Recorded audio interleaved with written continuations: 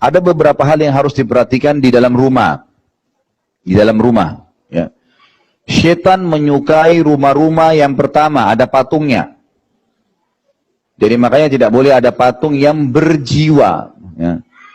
Jadi seperti manusia, jin, hewan, ya, kemudian malaikat biasanya. Itu digambarkan kayak malaikat itu patung laki-laki bersayap misalnya. Nah itu tidak boleh.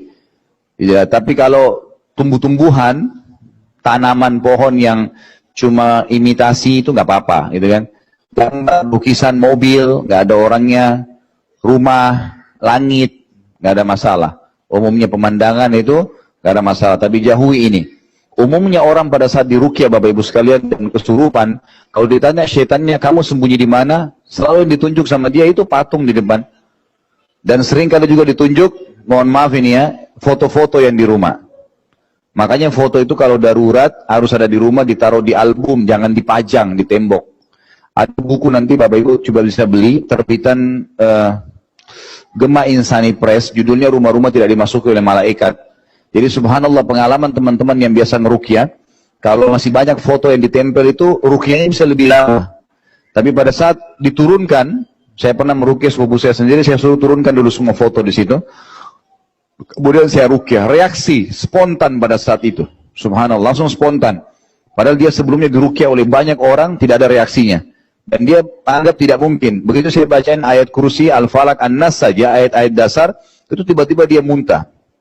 Bereaksi sihirnya, terutama setelah diturunkan semua gambar-gambar itu.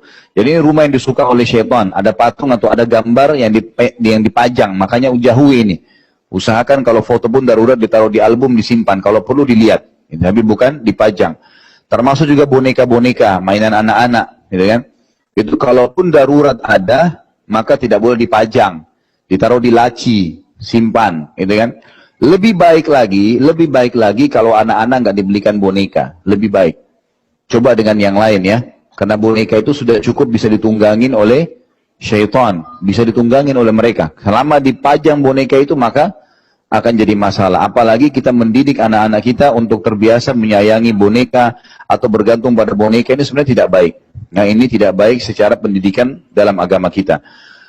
Kemudian yang ketiga adalah rumah yang dipenuhi dengan kemaksiatan kepada Allah Subhanahu wa taala, ya. Umumnya ulama rincikan adalah rumah yang dipenuhi dengan musik-musik, rumah yang dipenuhi dengan terbukanya aurat, banyaknya perkataan-perkataan yang berbau maksiat, tidak pernah ada Al-Qur'an di dalamnya, tidak pernah dikerjakan sholat di dalamnya, gitu kan. Berkumpulnya kemaksiatan di rumah tersebut, maka itu menjadi pusat daripada kemaksiatan tadi. Jadi ini rumah-rumah yang disukai oleh syaitan. Dan setiap rumah yang tidak dimasuki oleh malaikat, karena ada patungnya, ada gambarnya, ya ada maksiatnya, itu juga akan dipenuhi oleh syaitan. Selanjutnya rumah yang ada anjing.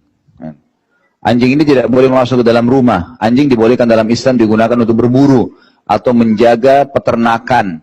Tapi kalau untuk dimasukkan ke dalam rumah jadi peliharaan tidak boleh. Dan ini sudah cukup membuat malaikat tidak masuk ke dalam rumah. Nabi Muhammad SAW pernah pulang kemudian ke rumahnya, kemudian di depan rumah beliau ada anjing yang duduk. Lalu Nabi SAW mengusirnya dan mengatakan rumah yang ada anjing tidak dimasuki oleh malaikat. Jadi ini hal-hal mendasar yang harus diketahui bahwasanya syaitan menyukai rumah-rumah tersebut. Ya, ini poin-poinnya.